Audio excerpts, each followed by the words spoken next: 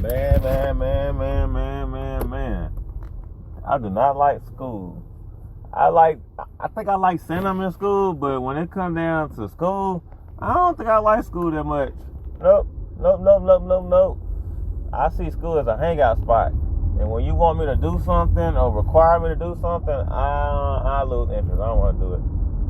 So I definitely think I learned a valuable lesson taking classes now. Man, if it's not online, I can't do it. I can't do online and go to a classroom. That's just like too much work for me. I like online classes. Doing online classes, it helps me just give me something to do in my free time. But when I have to go to class, also, it really defeats the purpose of me going to school, because I want school to be something to better me in my free time. I don't want it to be my free time. Like, going to school is my free time. I literally get off work at night, go straight to school, and I'm done with school until like 1 o'clock. Which means I get up at 10:30, go to work at 11, get off work at 7.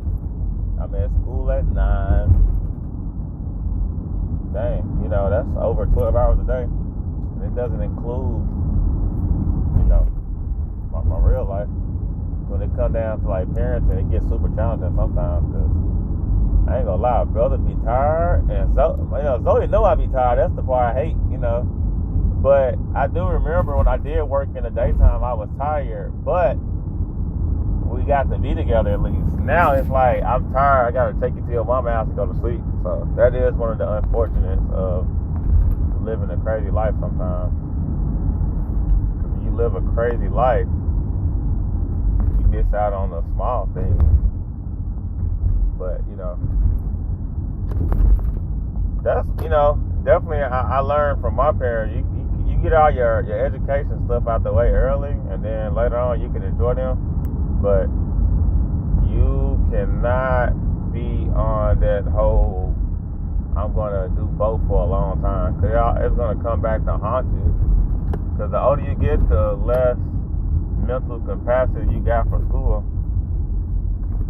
That's what I definitely do believe. Regardless of what anybody says, the older you get, it's like, I would say the older you get smarter, but it's like, man, I ain't got the energy to do all this. I need this simplified. Definitely. You definitely got to put your kids first. But then it's like, man, if my kids want to do anything, we're going to need some more funds. And you're going to have to get them funds some way. You can go rob a bank if you want to, but, there's consequences of robbing the bank. You rob a bank. When you get done robbing the bank, you're going to really need somewhere for your kids to go. Definitely. So I definitely want to say, like, you got to keep pushing as long as you can, so at the end you can enjoy them. That's like super critical. I learned that from my parents, because like I feel like my parents, they still trying to figure it out. Which I feel like you never get to the point where you have it figured out, but you definitely want to get to the point where you can actually enjoy what you've been putting your work into.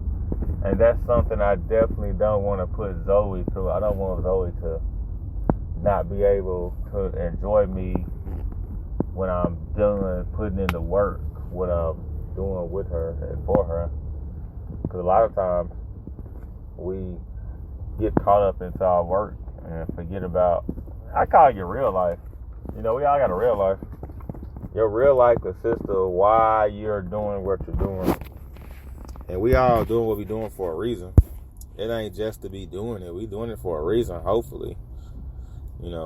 My reasons is to really enjoy these moments, grow, and to leave something that is, I feel like something like I don't want to say a seed, but something like on the ground that you can work with when I'm gone. Because I know, like, my parents, I feel like they indirectly taught me things. I would say that. They they didn't necessarily leave me something to have. They really like put me in a situation where I'm able to think on my own and make good decisions. But I wouldn't say, oh, this is what mom left me. Because my mom's she's still building, you know. She's really one of those care for the people, give all you got type people. And I learned a lot from her about how you can't be like that all the time. You definitely got to have your limitations and really understand what the most you're going to give to somebody. And you can't I would say you can't give your all to every situation. You can give a lot, but you can't give your all because you're going to need something to start over with.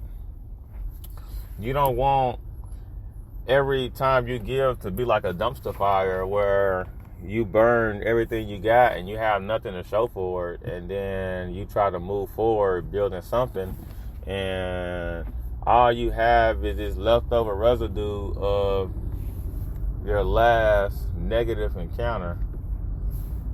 So that's definitely something I don't want to go through or live through as I get older. I definitely don't want to encounter those things. I definitely want to have something that when I'm gone, it's like, hey, this is the template to doing this. Because I feel like a lot of times I don't want to go that whole like black men thing, but I would definitely say like black men where I'm from, when we grew up, we didn't have many positive role models, and the people that could have been possible role models, we didn't view them in a role model light. We grew up like, I want to say looking for a dad, but we grew up with the intentions of, I have a dad. Dad gonna come around one day. I see him. But they weren't involved to the point we can look at them as success or failures, you know. So I feel like a lot of times our parents weren't involved enough to fail or succeed. So it pretty much left us with, I ain't gonna say nothing, but they didn't leave us something that we can look at and say, oh yeah, there you go. This is a way to do it. This is a way not to do it, you know. Because, like, my mother was older than I am now, but she's settling on her career. So, that's what I feel like something I don't want to encounter with my child. But I will say, I'd like to change careers 2 or 3 more times. So, I definitely don't want to go through this whole, you know, I'm going to be better than my parents type mentality. I definitely don't. I don't feel or believe that. But I definitely do feel like I'm going to be able to have a template of success for my daughter to use or not use. I don't want to, and I wouldn't even say my daughter, I would say more of my community. I definitely want to say, hey, read this book. This is the guy who did it, you know. He failed, he succeeded, he did it.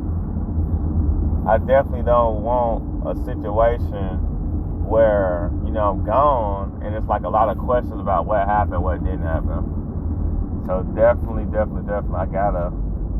That's when we're gonna do podcasts. You know, that's really got me into podcasts. It's like my piece of leaving something. And that's why I got Zoe into like doing YouTube, because I definitely want something that's like, you know, 10, 15 years from now we can look back and be like, hey, cool, hey, this guy, haha, he's stupid, he's funny, haha. Something, you know, instead of these, I would say, memories that I would say personal, because I'm a really personal person, you know, I'm really personal. I'm like an individual, caring, loving on an individual. I don't do well in groups. And not saying I can't work in groups, but when I'm caring and giving attention and being relatable, I like being relatable on a one-on-one, because I'm really adaptable. But the more people I have around me, the more challenging it is to adapt, because at the end of the day, I low-key don't care a lot of times. So it takes a lot out of me to care. So the more people I'm trying to care for, it gets like super, super challenging. So that's why I feel like, one-on-one, I mastered one-on-one. But when it comes to other variations of caring for people and groups, that's something I'm definitely trying to work on. And I would definitely say I like how I'm saying definitely. I'm going to definitely call this definitely. Because I didn't say it definitely at least about 20 times. But I know why I said definitely. Because I'm getting closer to this checkpoint. I have this November 1st checkpoint of where I'm going to start moving differently. I'm going to be moving different in all my domains. I spent the past couple of weeks in life shining a light on my weaker domains in life. So I definitely going to pay more attention to those weaker domains starting next month, because I do have some weaknesses that I want to work on and try to implement new skills and techniques for the next upcoming months. So once 2020 start, I'm already in the flow of New Year's resolution. Because if you've been knowing me anytime in my life, I start my New Year's resolution in November. I don't start my New Year's resolution in January, because January, I know how January is going to be, so I'm not going to set myself up for that. But November is my time where I'm like, all right, Michael, let's get it. Let's get it. So that's my approach with that particular situation. And my goals started November 1st. So I'm going to definitely touch on a lot of domains like budgeting, financing, consistent self-care, and I would say focusedness. So that's going to be my start new resolution. And definitely do that. So I'm going to try to manage my energy in a better way. I'm going to try to decrease these burnouts I have, because they're self-inflicted burnouts. And the purpose of these burnouts is to manage my burnouts. Because you're going to burn out, but I've been managing my burnout. So now I want to stretch it a little bit thinner so I can be able to do a little more, because I have a lot to do. And I use my time wisely, but I want to maximize my time a little better so I can maximize my breaks. I don't want to have so many, okay, I'm bored, I have nothing to do, let me relax. I want more, I'm about to relax, this is my relax time. So that's my definitely next goal, my next plan. I want to have more structure. This is what I'm doing, not, well, I ain't got nothing to do today. Because that's what I've been doing for the past 3 months, ever since school started. I've been like, this is my school schedule. I don't know what I'm gonna do between this time, but I have school, and I can't keep living like that, because it's not healthy. Because I'm not able to maximize, and I'm really big on maximizing yourself, maximizing your energy, maximizing your potential, and maximizing your interactions with others. And that's super critical on my end and my interactions with people, just maximizing things. So I haven't been maximizing well this year, which, if you knew me last year, I knew this was going to be my transition. 2019 been transition, and 2020 going to be maximizing. So that's why I would say I'm in a really, really good state. I started applying for jobs, because I know what I need to be doing. I need to be working during the day, studying at night, sleeping, working out. That's what I need to be doing. I don't need to be going to school all day trying to find me some sleep doing basketball coaching.